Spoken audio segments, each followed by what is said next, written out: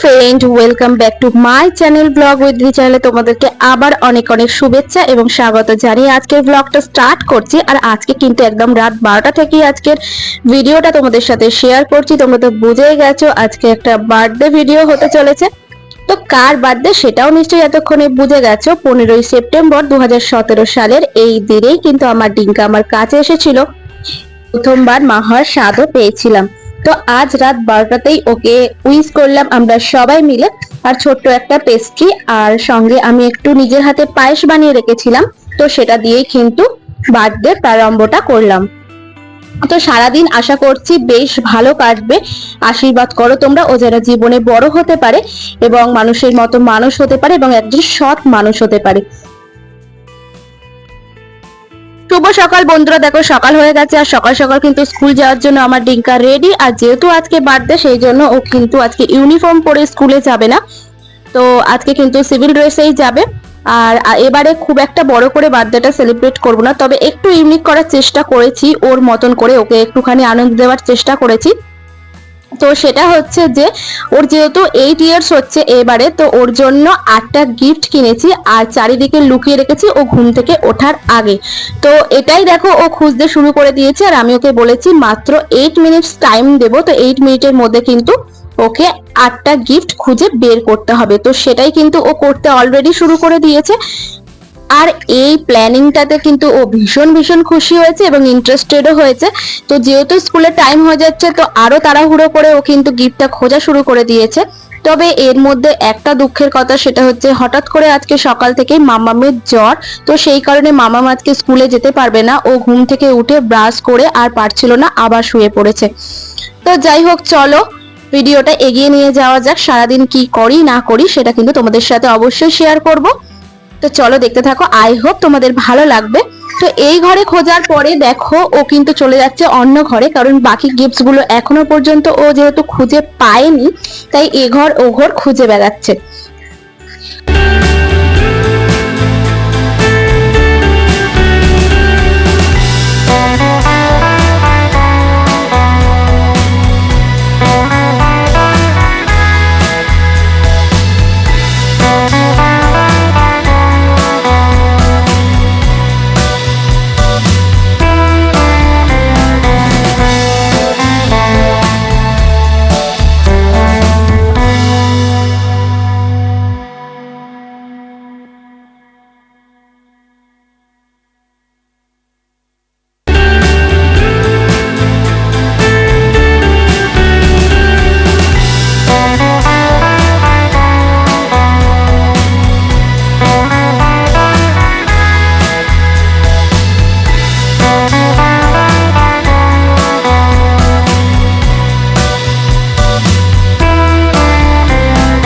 Finally কিন্তু 8 minutes এর অনেক আগেই ও গিফট গুলো খুঁজে পেয়ে গেছে। প্রায় 4.5 থেকে 5 মিনিটের মধ্যে কিন্তু খুঁজে পেয়ে গেছে আর ও ভীষণ ভীষণ খুশি হয়েছে। তো এবার আনবক্সিং এর পালা। এদিকে করে স্কুলেরও টাইম হয়ে যাচ্ছে, যেহেতু 8টার মধ্যে বেরিয়ে যেতে হয়। তো দেখো ও কিন্তু ঝটপট করে গিফট গুলো খুলে ফেলছে। আমি ওকে বললাম স্কুল থেকে এসে তারপর নয় আনবক্সিং করিস।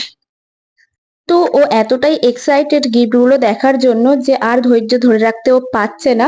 তো ও বলল কিছু হবে না, আমি তাড়াতাড়ি করে গিফটগুলোকে খুলে নিচ্ছি। আর সেটাই দেখো ও করছে আর একটা করে গিফট খুলছে আর ভীষণ ভীষণ খুশি হয়ে যাচ্ছে।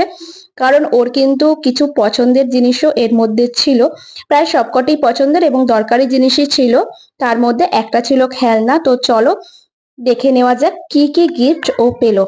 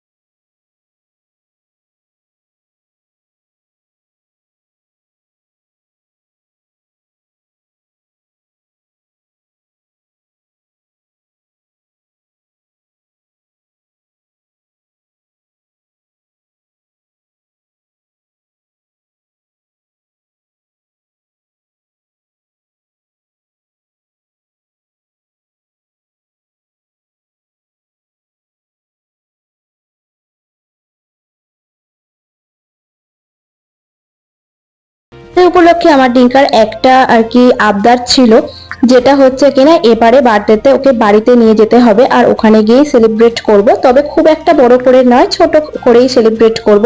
কিন্তু মাঝে করে যেহেতু মাম্মামের একটু জ্বর এসে গেছিল, তাই জন্য ভাবছিলাম বাড়ি যেতে পারবো কিনা। কিন্তু বেলা যেতে ওর জ্বরটা একটু কমে যায় ওষুধ খাওয়ানোর পর। তো সেই জন্যই দেখো একেবারে বাড়ি গিয়েই তোমাদের সাথে দেখা করছি। তো চলো কি হলো দেখা যাক।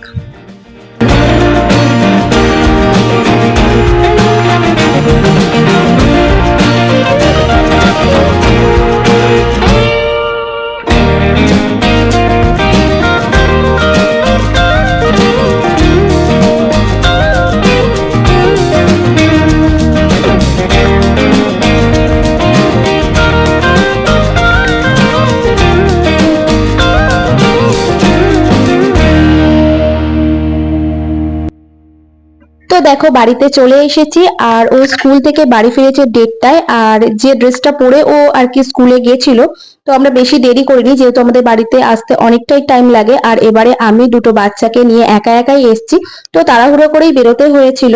তো সেই জন্য ওকে দুটো খাইয়ে কিন্তু হাত মুখ ধুয়েই নিয়ে চলে এসেছিলাম। সেই জন্য আর ড্রেসটা চেঞ্জ করা হয়নি। আর ওর বার্থডে যে ড্রেসটা হয়েছে সেটাও পরানো হয়নি, কারণ আস্তে আস্তে অনেকটাই রাত হয়ে গেছিল। তো সেই জন্য তাড়াতাড়ি করে কেকটা কেটে নেওয়া হচ্ছে। এরপর রাতে ডিনারটা করতে অনেকটাই দেরি হয়ে যাবে।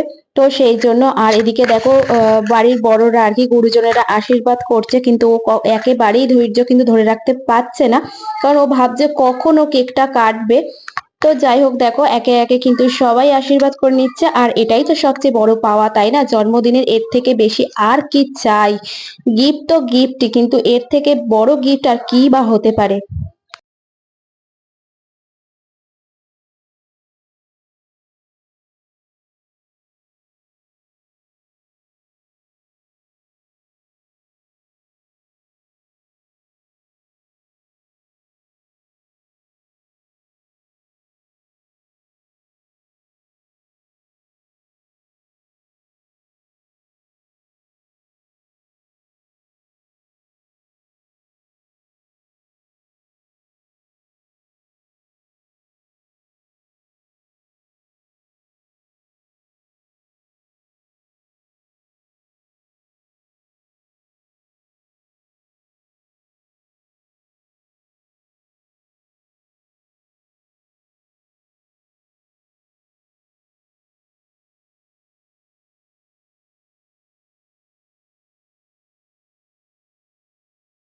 বার্থডে সবচেয়ে বড় টুইস্ট আর সবচেয়ে বড় মানুষটা কিন্তু দেখো আশীর্বাদ করতে এসেছে ওর দাদাকে। দেখো এটাই কিন্তু সবচেয়ে বড় মন থেকে, তাই না? তো দেখো দাদাকে সবার দেখা দেখি ও কিন্তু আশীর্বাদ করছে আর পায়েস খাইয়ে দিচ্ছে। তো বাচ্চাদের মধ্যেই তো ঈশ্বর বিরাজ করে, তাই না? তো চলো হাসি খুশি সব মিলিয়েই কিন্তু আজকের জন্মদিনটা বেশ সেলিব্রেট করে ফেললাম। তবে কিছু কিছু ক্ষেত্রে একটু খারাপ লাগলো, যেহেতু মামামের সকালবেলা একটু শরীরটা খারাপ ছিল আর ওর বাবার যেহেতু ডিউটির কারণে আসতে পারেনি, তো ওর বাবাকে ছাড়াই আজকে সেলিব্রেট করতে হলো বার্থডেটা, ওরও একটু খারাপ লাগছিল। তো যাই হোক কি আর করা যাবে।